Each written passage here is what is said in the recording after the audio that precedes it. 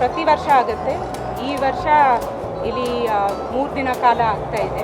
ಇಲ್ಲಿ almost 160 stalls ಹಾಕ್ಕೊಂಡಿದ್ದಾರೆ. ಬೇರೆ travel industry stake holders ಇಲ್ಲಿ ಬಂದಿದ್ದಾರೆ.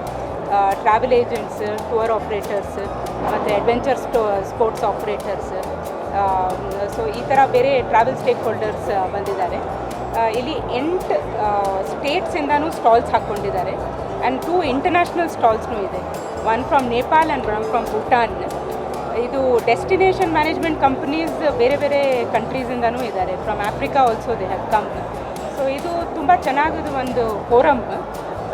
ಬೋತ್ ಬಯರ್ಸ್ ಮತ್ತು ಸೆಲ್ಲರ್ಸ್ ಇಬ್ಬರು ಜನರಿಗೆ ಕನೆಕ್ಟ್ ಮಾಡ್ತಾರೆ.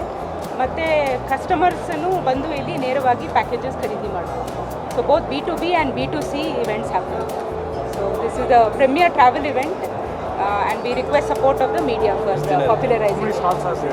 160 stalls are there, but in that about 8 state stalls ಇದೆ. ತೆಲಂಗಾಣದಿಂದ, ಗುಜರಾತಿಂದ ಬಂದಿದ್ದಾರೆ, then Tamil Nadu is there, Goa is there. So 8 states have participated and 2 country stalls are there. One is from Bhutan, one is from Nepal. Karnataka ಯಾವ ಥರ schemes ಇದೆಯಾ? Karnataka tourism scheme any schemes?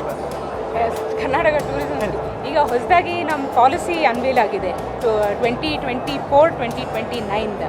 ಈ ಪಾಲಿಸಿನಲ್ಲಿ ನಾವು ನಮ್ಮ ಟ್ರಾವೆಲ್ ಇಂಡಸ್ಟ್ರಿಗೆ ಬೇರೆ ಬೇರೆ ಥರದ್ದು ಕನ್ಸೆಷನ್ಸ್ ಮತ್ತು ಇನ್ಸೆಂಟಿವ್ಸ್ ಕೊಡ್ತಾ ಇದ್ದೀವಿ, ಸಬ್ಸಿಡೀಸ್ ಕೊಡ್ತಾ ಇದ್ದೀವಿ. ಕ್ಯಾಪಿಟಲ್ ಸಬ್ಸಿಡಿ ಇದೆ.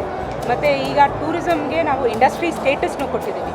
ಸೊ ಇಂಡಸ್ಟ್ರಿ ಸ್ಟೇಟಸ್ ಅಂದರೆ ಅವ್ರಿಗೆ ಬೇರೆ ಥರದ್ದು ಲಾಭ ಸಿಗುತ್ತೆ. ಇಂಡಸ್ಟ್ರಿಯಲ್ ರೇಟ್ ಮೇಲೆ ಎಲೆಕ್ಟ್ರಿಸಿಟಿ ಚಾರ್ಜಸ್ ಬರುತ್ತೆ, ಇಂಡಸ್ಟ್ರಿಯಲ್ ರೇಟ್ ಮೇಲೆ ಪ್ರಾಪರ್ಟಿ ಚಾರ್ಜಸ್ ಸಿಗುತ್ತೆ. ಮತ್ತು KIADB ಲ್ಯಾಂಡ್ನಲ್ಲಿನೂ ಅವರು ಲ್ಯಾಂಡ್ ಖರೀದಿ ಮಾಡ್ಬೋದು. ನಾವು ಅದು ಫೆಸಿಲಿಟೇಟ್ ಮಾಡಿ ಅವ್ರಿಗೆ ಇಂಡಸ್ಟ್ರಿಯಲ್ ರೇಟ್ ಮೇಲೆ ಕೊಡ್ತೀವಿ.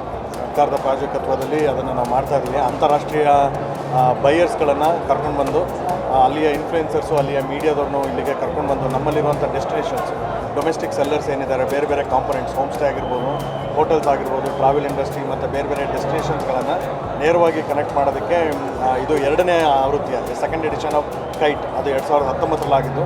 ಕೋವಿಡ್ ನಂತರ ಅದು ನಿಂತೋಗಿತ್ತು. 2025 ಫೆಬ್ರವರಿಗೆ ಅದು Karnataka international travel expo Bangalore international exhibition ಸೆಂಟ್ರಲ್ಲಿ ನಡೆಯುತ್ತೆ. ಅದರ ಇನಾಗ್ರೇಷನ್ ತಾಜ್ ವೆಸ್ಟರ್ನಲ್ಲಿ ಮಾನ್ಯ ಮುಖ್ಯಮಂತ್ರಿಗಳು ಮಾಡ್ತಾ ಇದ್ದಾರೆ. ಅದರ ಮುಖಾಂತರ ನಮ್ಮಲ್ಲಿರುವಂಥ ಡೆಸ್ಟಿನೇಷನ್ಸ್ಗಳು ವರ್ಲ್ಡ್ನ ಬೇರೆ ಟ್ರಾವೆಲ್ ಆಪರೇಟರ್ಸ್ಗಳಿಗೆ ಜೊತೆಗೆ ನೇರವಾಗಿ ಇಂಟ್ರಾಕ್ಟ್ ಮಾಡುವಂಥ ಒಂದು ಉತ್ತಮ ಅವಕಾಶ.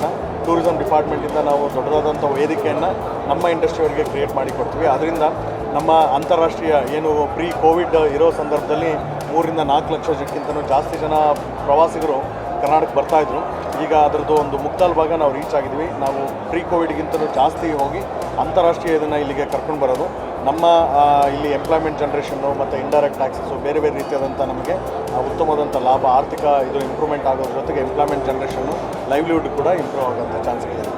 ಹಾಗಾಗಿ ಕರ್ನಾಟಕ ಇಂಟರ್ನ್ಯಾಷನಲ್ ಟ್ರಾವೆಲ್ ಎಕ್ಸ್ಪೋ ಅದಕ್ಕೂ ಹೆಚ್ಚಿನ ಒಂದು ಪ್ರಚಾರ ಕೊಡಬೇಕು ಅಂತ